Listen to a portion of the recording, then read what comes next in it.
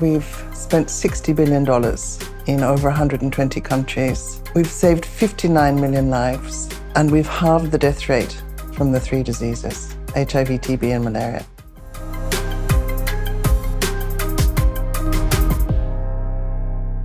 Lady Roslyn, thank you very much for taking the time out to speak to On the Record. We really appreciate you being here.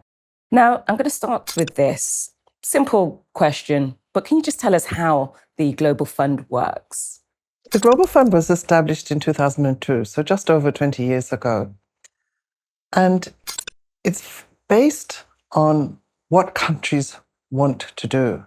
We raise money and it's allocated to countries according to the disease burden in that country and the ability of the country to pay for its own health programs. And since 2002, do you have any success stories?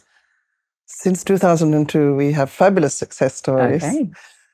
In that time, we've spent $60 billion in over 120 countries. We've saved 59 million lives, and we've halved the death rate from the three diseases, HIV, TB, and malaria. So I think that's astonishing results. So if we go back to 2020, the whole world practically stopped. It's understandable that Global Fund would have had its setbacks because of the pandemic. So I'm intrigued to know how you as an organisation managed to get back on track, and what kind of difficulties did you face as well?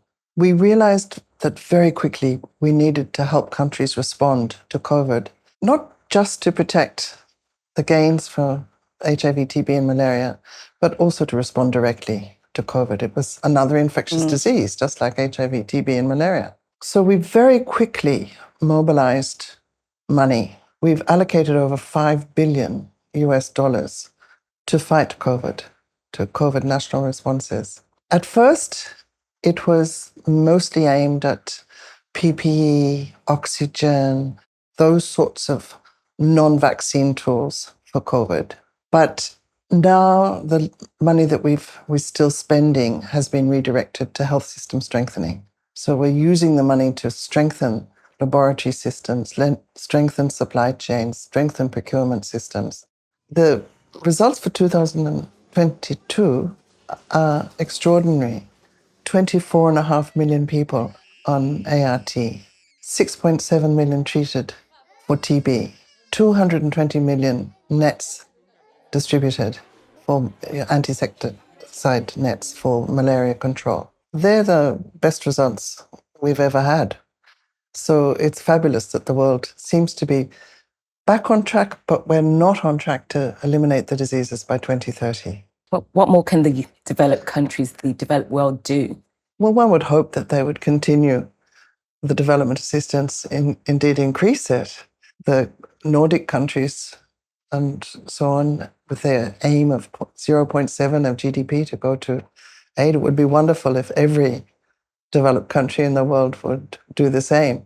The Sustainable Development Goals had a target of ending AIDS, TB, and malaria by 2030. So are you on track with that? Is it doable? It's not. It's doable, but we would need a lot more money. And everything comes down to money, basically. And accelerated effort in the next 6 years. When we had our replenishment last year for the next 3-year funding cycle, our investment case analysis was that $47 billion was needed for the world to be able to achieve the SDG 3 goal of eliminating HIV, TB, and malaria by 2030. We raised $15.7 billion, which was a remarkable achievement. But it also means if we needed $46 billion, there's a $30 billion funding gap. What would it take for someone like, let's say, Elon Musk to donate? What would it take? A check.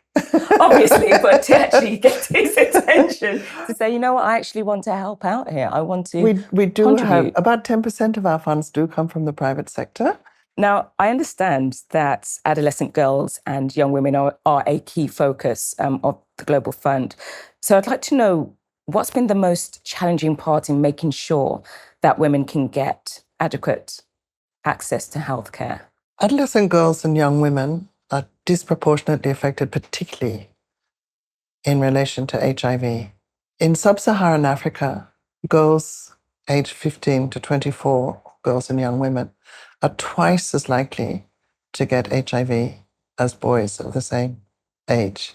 This is a real worry because we have to find ways of tailoring programs, prevention programs particularly, that resonate with girls and young women. So you've got to involve them in the design of the programs, in the implementation of the programs. It's also worrying when we just look at HIV. If we don't tackle this, 4,000 girls and young women are infected by HIV every week, 3,100 of whom, 75%, in sub-Saharan Africa. I'd like to end on a positive note. So what is the future for the Global Fund? What is the other target that you guys would like to reach? Well, of course, we aim to go out of existence when at a certain point, but we've still got a big task to eliminate these 3 diseases, and our focus is absolutely on that. Lady Roslyn, or Lady Ros, as she told me to call you. Again, I really appreciate your time. Thank you very much for talking to On the Record. You're welcome, Sam.